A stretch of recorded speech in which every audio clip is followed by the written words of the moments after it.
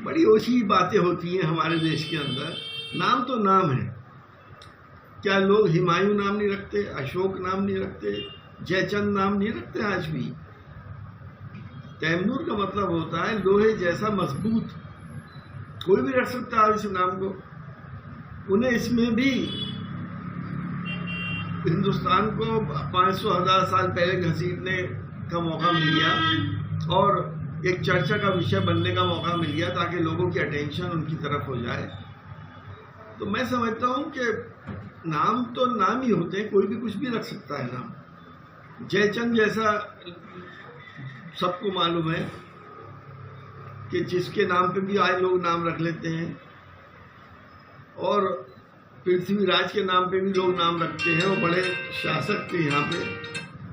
तो हमारा ये मानना है कि अगर सैफ अली खान और करीना कपूर ये कहते हैं कि हमने तैमूर लंग के नाम पर इसका नाम रखा है, तो एतराज़ होना चाहिए, क्योंकि तैमूर एक जालिम बादशाह था, इसमें कोई शक नहीं। लेकिन बिला वजह इसको विवाद में नहीं डालना चाहिए। अफसोस की बात है, जब हम पार्लियामेंट में थे, हमने ये मणिपुर के सवाल के ऊपर कई बार पार्लियामेंट में बाधा डाली और पार्लियामेंट चलने नहीं दी थी। मणिपुर में इंसानियत का कत्ल हो रहा है। मणिपुर के अंदर वो वीडियो आए हैं जो पूरी इंसानियत पे विचार करते हैं, लेकिन हमारी सरकार के कान पे जू नहीं रेंग रही। हमारे प्रधानमंत्री तमाम दुनिया में घूम रहे हैं, लेकिन उनको फुर्सत नहीं है कि मणिपुर जाके वहाँ के हालात को देख लें। ऐसा नहीं है अगर प्रधानमंत्री वहाँ चले जाएंगे तो वहाँ के लोगों के दुख दर्द को समझेंगे, उनके जख्मों पे मरहम रखेंगे तो हालात नहीं सुधरेंगे। हम इसमें सरकार की बहुत बड़ी नाकामी देख रहे हैं।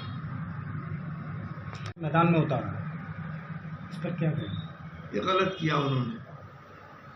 विपक्ष की एकता इससे कमजोर होगी।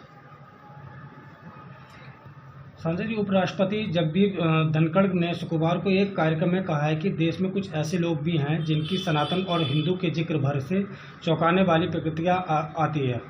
उन्होंने ऐसे लोगों को गुमराह करार दिया। उपराष्ट्रपति ने शुक्रवार को इस बात पर अफसोस जताया कि भारत में सनातन और हिंदू के जिक्र पर से गुमराह लोगों की ओर चौंकाने वाली प्रतिक्रिया सामने आती है। नाम बताएं उपराष्ट्रपति जी कि ऐसे कौन से लोग हैं?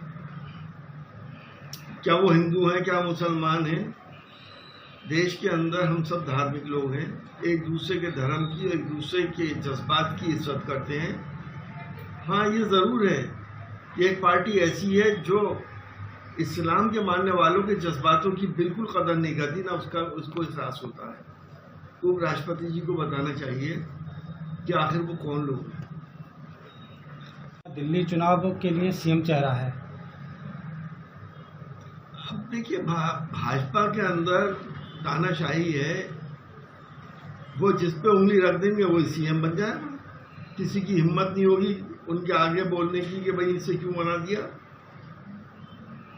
दिल्ली चुनाव में कांग्रेस ने सीएम कि इस वक्त हिंदुस्तान का कोई भी कॉम्पिटिटिव एग्जाम फेयर नहीं हो रहा है, और एक विंडो करप्शन की और खोल दी है कि 2-2 दिन में एग्जाम करा रहे हैं। एक पेपर आज हो गया, एक पेपर कल हो रहा है।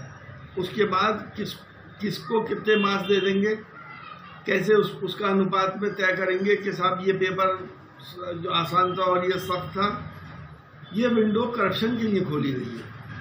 देश का बस अल्लाह ही मालिक है, क्योंकि अब सिर्फ अप्रोच वाले लोग और पैसे वाले लोग ही बड़े बड़े पदों पर पहुंच पाएंगे।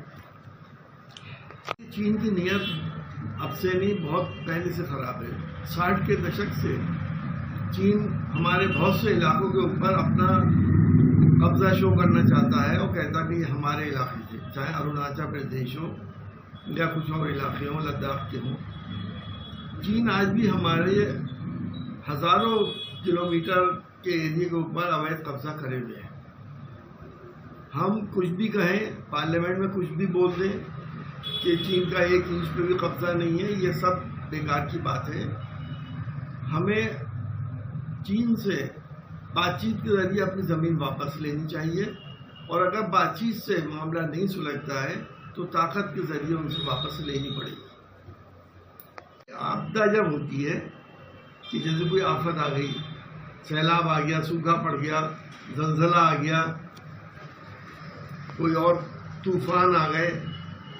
आपदा वो होती है, आपदा ये नहीं होती कि बिजली फ्री हो जाए, शिक्षा का स्तर बहुत अच्छा हो जाए, फ्री शिक्षा हो जाए, दवाइयाँ फ्री हो जाए, हेल्थ सर्विसेज फ्री हो जाए, महिलाओं को फ्री बस सर्विसेज मिल जाए, महिलाओं को हर महीने पैसा दे दिया जाए, और हमारे जितने पंडित हैं और ग्रंथी हैं और चर्च के लोग हैं और मस्जिदों के इमाम हैं उनको तनख्वाह दे दी जाए। अगर वो मोदी जी इसे आपदा समझते हैं तो देश को इस पर विचार करना पड़ेगा कि आज आपदा 10 साल से देश के ऊपर कितनी बड़ी है। क्या ये सब बातें देश में हो रही हैं? क्या बेरोजगारी ख़त्म हो गई, महंगाई ख़त्म हो गई? क्या किसान खुशहाल है? क्या नौजवान अपने कैरियर को लेके परेशान तो नहीं है? क्या हिंदुस्तान में कोई भी होने वाला कॉम्पिटिटिव एग्ज़ाम के पेपर लीक नहीं हो रहे हैं? आपदा किसको मानेंगे हम लोग? ये जनता का फैसला है कि जनता देखे कि ईमानदारी कहाँ चली गई इन 10 सालों में और देश किन आपदाओं से इस वक्त गुजर रहा है। ये पुलिस की मर्जी है, जो चाहे वो करे।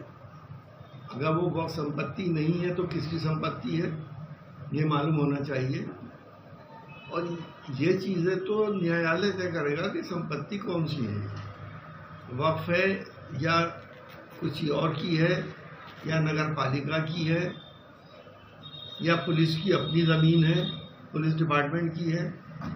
तो ये तो न्यायालय के परव्यू में आएगा कि वो तय करे कि किसकी ज़मीन है।